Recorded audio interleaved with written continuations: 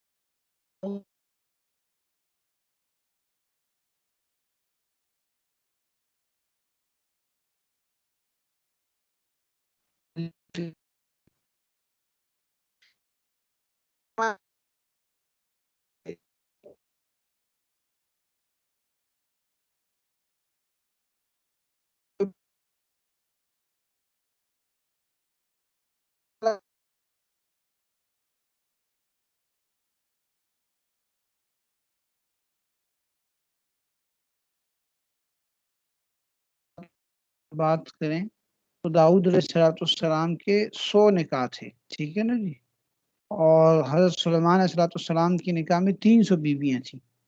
تو یہ اللہ کا دستور ہے، اللہ کا حکم ہے، جس چیز کی اللہ نے اجازت دی ہو وہاں پہ ممانعت نہیں تھی، تو اس سلسلے میں اللہ کے حکم کو پورا کرنا، یہ اللہ کی اطاعت کرنی ہے، اللہ کی بات ماننی ہے، اس میں حرج والی کوئی بات نہیں ہے۔ تو یہاں پہ بھی اللہ تعالیٰ نے جاہلیت کی رسم بد کو توڑنے کے لیے کہ وہ منہ بولے بیٹے کی بیوی کو اپنے اوپر نسبی بیٹے کی طرح حرام سمجھتے تھے، اس رسم بد کا خاتمہ کرنے کے لیے اللہ تعالیٰ نے عملی طور پر نبی علیہ السلام سے ہی اس کا آغاز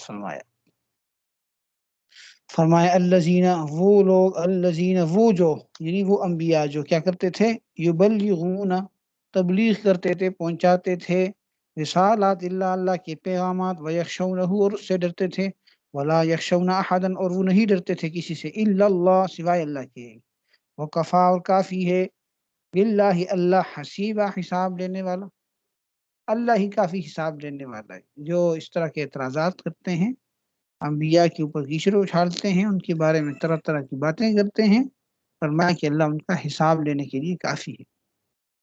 ما کان محمد ابا احد من رجالکم، ما کانا نہیں ہے محمد ابا احد کسی کے باپ، ابا باپ کہنے احد کسی کے، من رجالکم تمہارے مردوں میں سے، یعنی تمہارے مردوں میں سے نبی علیہ السلام جو ہیں وہ محمد جو ہے وہ کسی کے باپ نہیں ہے، ولیکن رسول اللہ لیکن وہ اللہ کے رسول ہیں، وخاتم النبیین اور مہر ہیں نبیوں کی، خاتم النبیین یعنی نبیوں کی مہر ہیں، وکان اللہ بکل شیء علیما اور اللہ تعالیٰ ہر چیز کو جاننے والے ہیں، خوب جاننے والے ہیں۔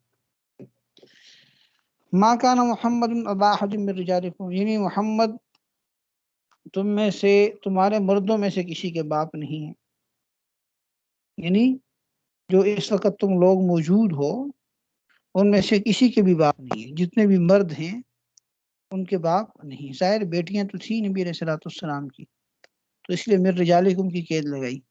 ٹھیک ہے نا جی. اور اسی طرح نبی علیہ الصلوۃ والسلام کی جو اولاد تھی، جس میں آپ علیہ الصلوۃ والسلام کے بیٹے تھے، جو بیٹے پیدا ہوئے تھے آپ کے، حضرت قاسم ہیں، طیب ہیں، طاہر ہیں، یہ تینوں بیٹے پیدا ہوئے تھے حضرت خدیجہ رضی اللہ تعالیٰ عنہ کی وطن سے. تو یہ سب پیدائش یعنی ابتدائی اپنے بچپن میں ہی فوت ہو گئے تھے، تو رجولیت والی صفت تک پہنچے ہی نہیں تھے، جس کو رجل کہتے ہیں یا آدمی کہتے ہیں، تو آدمی کی عمر کو پہنچے ہی نہیں تھے. اور اسی طرح ایک اور بیٹے ہیں جو حضرت ماریہ قبطیہ کے بطن سے پیدا ہوئے، ابراہیم، یہ بھی بچپن میں فوت ہو گئے تھے. لیکن بہرحال جب اس وقت یہ آیات نازل ہوئی اس وقت ابراہیم پیدا نہیں ہوئے تھے، البتہ جو پہلے تینوں بیٹے تھے وہ پیدا ہو کے فوت بھی ہو چکے تھے. تو اس لیے یہ کہنا یہاں پہ درست ہوگا کہ نبی علیہ الصلوۃ والسلام تمہارے مردوں میں سے کسی کے باپ نہیں. باقی بیٹیاں تو تھیں اس وقت بھی تھیں اور بعد میں بھی ان کی اولاد چلی ہے، تو وہ یہاں پہ مراد نہیں ہے. بات بھی مردوں کی چل رہی تھی کہ مشرکین یہ کہتے تھے کہ زید آپ کا بیٹا ہے اور آپ نے اپنے بیٹے کی بیوی سے نکاح کر لیا، تو اس کا خاتمہ کر دیا اور اس کی تردید کر دی کہ مردوں میں سے تو نبی صاحب کسی کے باپ ہی نہیں ہے، تم کیسے کہہ رہے ہو. ہاں جی. اور اللہ تعالیٰ ہر چیز کے اوپر کیا کرنے والا ہے، یعنی ہر چیز کو اللہ تعالیٰ جانتا ہے، علم رکھتا ہے ہر چیز. یہ جو تم باتیں کرتے ہو اور نبی کو اذیت اور تکلیف دیتے ہو، اللہ تعالیٰ اس کو جاننے والے. خاتم النبیین یعنی نبیوں کے ختم پر ہیں، نبیوں کی مہر ہیں. اس کا ترجمہ خاتم کا مہر سے بھی کیا گیا ہے کہ خاتم ہے جیسے کسی چیز کو محفوظ کرنے کے لیے آخر میں مہر لگائی جاتی ہے. جی کوئی آپ ڈاکخانے میں کوئی چیز سیل کر کے اس کے اوپر مہر لگا دیتے ہیں، اور وہ جو مہر ہوتی ہے وہ اس بات کی دلیل ہوتی ہے کہ اب اس کے اندر کسی نے اپنی طرف سے کوئی چیز نہیں ڈالی. ٹھیک ہے نہیں، نہ کوئی چیز اندر جا سکتی نہ باہر جا سکتی. تو نبی علیہ الصلوۃ والسلام کا معاملہ بھی ایسا ہی ہے کہ آپ تمام نبیوں کے آخر میں ہیں. تو یہ جو عقیدہ ہے یہ عقیدہ ختم نبوت کہلاتا ہے. اور ختم نبوت کے عقیدے کا مطلب یہ ہے کہ نبی علیہ الصلوۃ والسلام پر انبیاء کا وہ سلسلہ جو حضرت آدم علیہ الصلوۃ والسلام سے شروع ہوا تھا، آپ علیہ الصلوۃ والسلام پہ آ کر ختم ہو گیا. اب آپ کے بعد کوئی نبی نہیں آئے گا ایسا نبی جس کو نبوت ملے اور وہ اللہ تعالیٰ کے یعنی اپنی نبی ہونے کی طرف بلائے. ٹھیک ہے نا. تو نبی علیہ الصلوۃ والسلام تمام نبیوں کے آخر میں آنے والے نبی. یہ عقیدہ جو ہے یہ امت کا اجماعی عقیدہ ہے، شروع سے ہی صحابہ کرام سے لے کر ہر دور کے مسلمانوں میں اس کے اوپر اجماع اتفاق رہا ہے. اسی لیے وہ لوگ جنہوں نے ختم نبوت پر ڈاکہ ڈالنے کی کوشش کی ہے اس کو امت نے اجماعی طور پر مرتد اور زندیق قرار دیا ہے. ٹھیک ہے نا. اب یہاں پہ ایک سوال یہ ہو سکتا ہے کہ بعض انبیاء کے بارے میں یہ آتا ہے کہ وہ کوئی بھی قیامت تشریف لائیں گے، جیسے حضرت عیسیٰ علیہ الصلوۃ والسلام کے بارے میں ہے. تو اب یہ سوال بنتا ہے کہ آپ نے تو کہا تھا کہ نبی علیہ الصلوۃ والسلام تمام نبیوں کے آخر میں ہیں، حالانکہ حضرت عیسیٰ علیہ السلام دوبارہ تشریف لائیں گے. تو اس کا جواب یہ ہے کہ حضرت عیسیٰ علیہ الصلوۃ والسلام دوبارہ جب آئیں گے تو وہ نبی ہونے کی حیثیت سے نہیں آئیں گے. ٹھیک ہے نا جی. بلکہ وہ امتی ہونے کی حیثیت سے آئیں گے. کیا مطلب اس کا؟ اس کا مطلب یہ ہے کہ وہ یعنی تبلیغ اور اصلاح کی نیت سے آئیں گے، تبلیغ کریں گے، لیکن آن حضرت صلی اللہ علیہ وسلم کی تعلیمات ہی کے تابع کریں گے. وہ لوگوں کو اسلام کی دعوت دیں گے، لوگوں کو اسلام کی باتیں بتائیں گے. اپنی نبوت کے ساتھ دوبارہ آنا اور اپنی نبوت کی تعلیمات دینا یہ درست نہیں، یعنی اس ایسا نہیں ہوگا. چنانچہ حدیث میں آتا ہے کہ ایک صحابی نے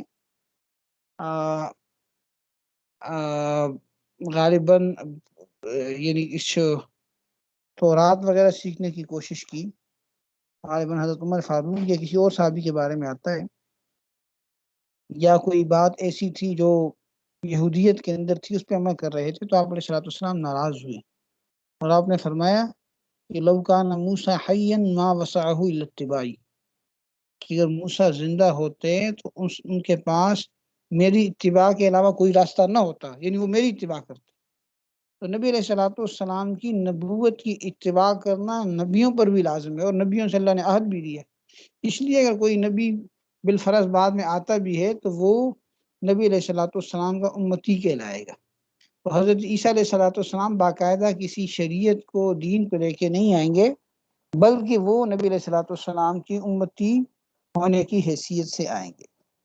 حضرت عیسیٰ علیہ الصلوۃ والسلام کو اللہ تعالیٰ نے آسمان پر زندہ اٹھا دیا تھا، اور قرآن کریم اور حدیث کی بہت ساری نصوص کے اندر یہ بات صراحت کے ساتھ مذکور ہے، اور قرب قیامت جو ہے وہ دوبارہ تشریف لائیں گے، تو ان کا یہ تشریف لانا دوبارہ یہ نبی علیہ الصلوۃ والسلام کے آخری نبی ہونے کے منافی نہیں ہے۔ یہاں تک امید ہے کہ بات سمجھ آ گئی ہوگی۔ دوسری بات یہ ہے کہ ہمارے اس موجودہ دور کے اندر مرزا غلام احمد قادیانی ملعون جو تھا، اس ملعون نے نبوت کا دعویٰ کیا، اور پھر اس نے ختم نبوت کی ایک اور تشریح ایجاد کی، تحریف کی، اس کو کہتے ہیں تحریف کرنا۔ یعنی اس نے کہا کہ نبی صلی اللہ علیہ وسلم آخری نبی ہیں، اس کے تو یعنی اس شخص کے مختلف روپ گزرے ہیں، مختلف اس کے اوپر ادوار گزرے ہیں۔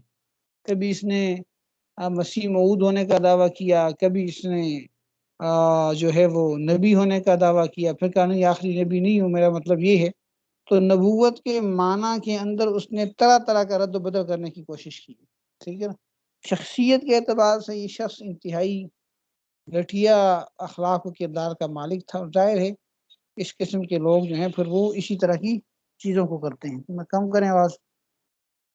تو بہرحال بس انسان پھر جذباتی ہو جاتا ہے جی، اس طرح کی جو چیزیں ہوتی ہیں، اس لیے میں معذرت خواہ ہوں کہ ہر دور کے اندر ملعونین آئے ہیں، قرآن کریم نے ایسے لوگوں کو ملعون قرار دیا ہے، اب ملعونین اینما ثقفوا، یہودیوں کو بھی کہا نا اللہ نے۔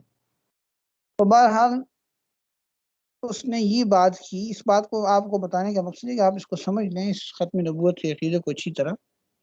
ظاہر ہے آپ نے لوگوں کو آگے ان کو گائیڈ کرنا ہے، تو اس نے ایک نئی چال آپ کے نئی چال چلی، یا اس کے اندر ایک نئی یعنی پینترا بدلا، اور اس نے یہ کہا کہ میں ذلی نبی ہوں، ذلی بروزی نبی ہوں۔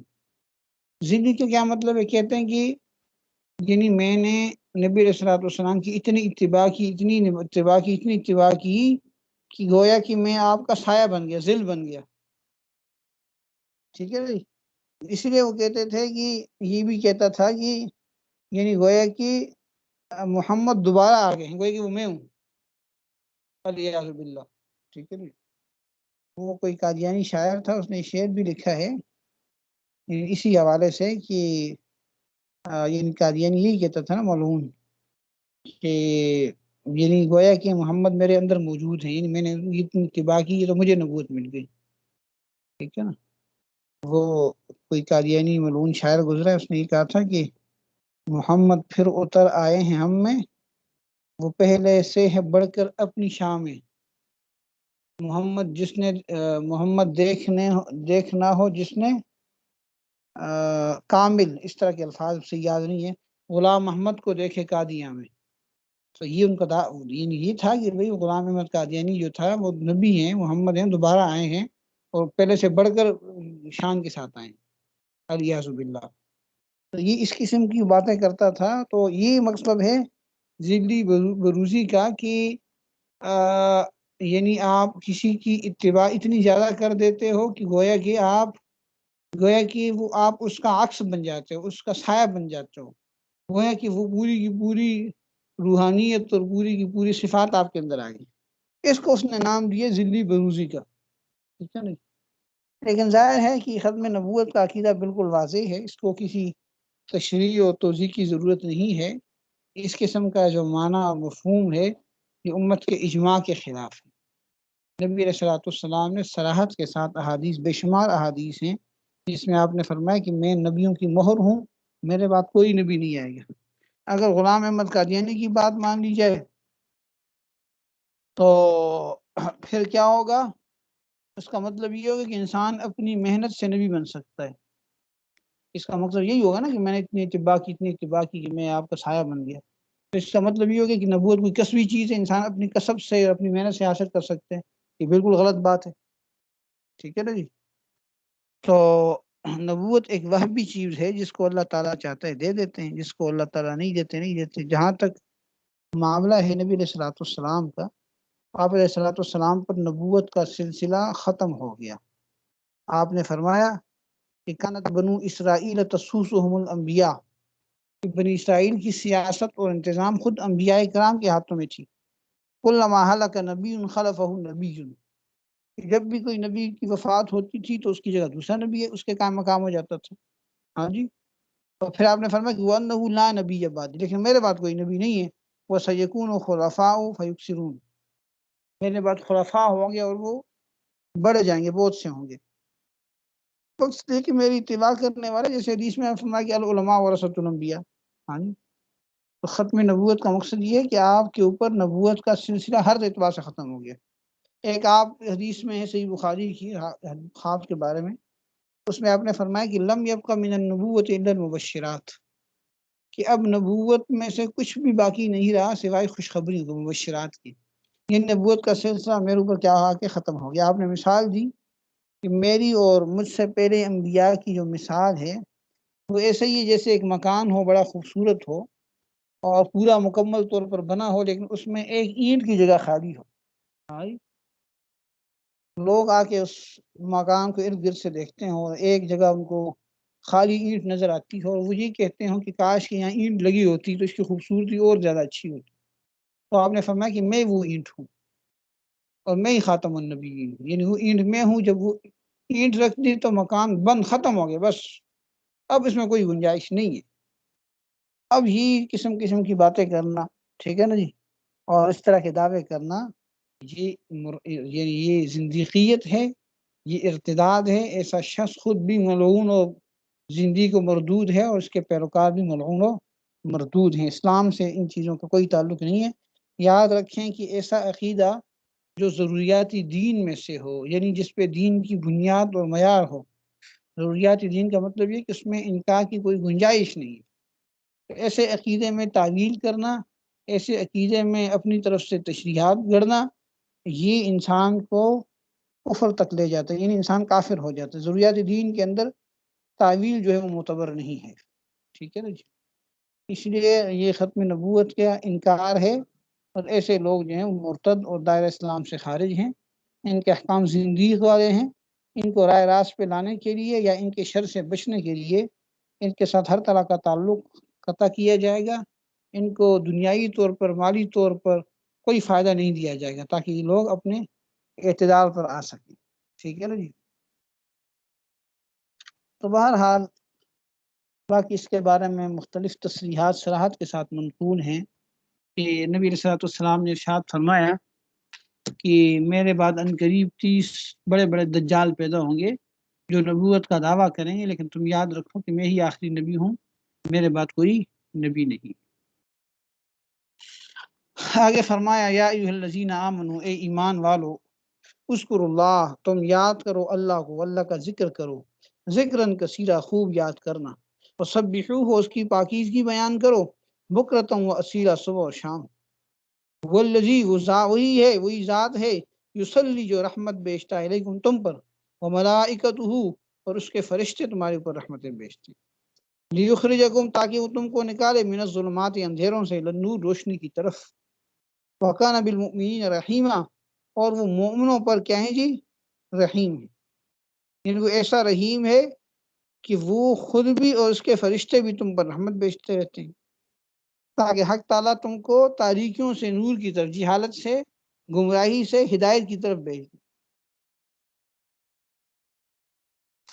یہاں پہ رحمت بھیجنے کا مطلب اللہ کی جانب نسبت تو رحمت ہی ہے، فرشتوں کی رحمت بھیجنے کا مطلب یہ ہے کہ فرشتے رحمت کی دعا کرتے ہیں۔ تحیتہم یوم یلقونہ سلام وأعد لهم أجرا کریما۔ تحیتہم، اور ان کی دعا، تحیہ کہتے ہیں ملاقات کے وقت کی گفتگو کو، تو ان کی دعا یوم، جس دن یلقونہ، وہ ملیں گے اس کو، یعنی جس دن وہ اللہ تعالیٰ کو ملیں گے تو اس دن ان کی دعا کیا ہوگی؟ سلام، سلام ہوگی، یعنی ایک دوسرے کو سلام کریں گے، السلام علیکم۔ وعدہ، اور تیار کیا اللہ نے، لہم، ان لوگوں کے لیے، اجرا کریمہ، بڑا اچھا اجر، یعنی جس لوگ اللہ سے ملیں گے تو ان کو، ان کا جو آپس کے اندر سلام ہوگا وہ کیا ہوگا؟ السلام علیکم ہوگا، اور اللہ نے ان کے لیے ایک عمدہ صلہ تیار کر رکھی، جنت تیار کر رکھی۔ یا ایھا الذین، یا ایھا النبی، اے نبی، انا ارسلناک، بے شک ہم نے آپ کو بھیجا ہے، شاہدن، گواہی دینے والا، وہ مبشرن، و خوشخبری دینے والا، وہ نذیر، اور ڈرانے والا، آپ گواہ بھی ہیں، گواہی دینے والے بھی ہیں، اور آپ خوشخبریاں بھی سنانے والے جنت کی، ہاں جی، اللہ تعالیٰ کی نعمتوں کی، اور ڈرانے والے بھی جہنم سے، اللہ تعالیٰ کی پکڑ سے، وداعیا الی اللہ باذنہ، اور بلانے والے ہیں اللہ کی جانب باذنہ، اس کے حکم سے، وسراجا منیرا، اور چراغ ہیں روشن، وبشر المؤمنین، اور آپ خوشخبری سنا دیجئے مومنوں کو، بأن لهم من اللہ فضلا کبیرا، یہ کہ ان کے لیے اللہ کی جانب سے بڑا فضل ہے، بڑا فضل ہے، بڑا انعام ہے، ولا تطع الکافرین والمنافقین، اور آپ اتباع نہ کیجئے کس کی؟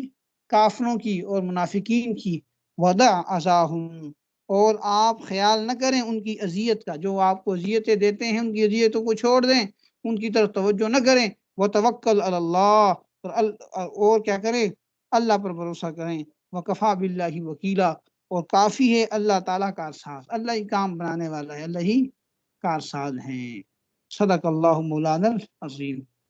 بس اس پہ انشاءاللہ جو مزید تشریحات ہوں گی اس کو کل دیکھیں گے۔ آج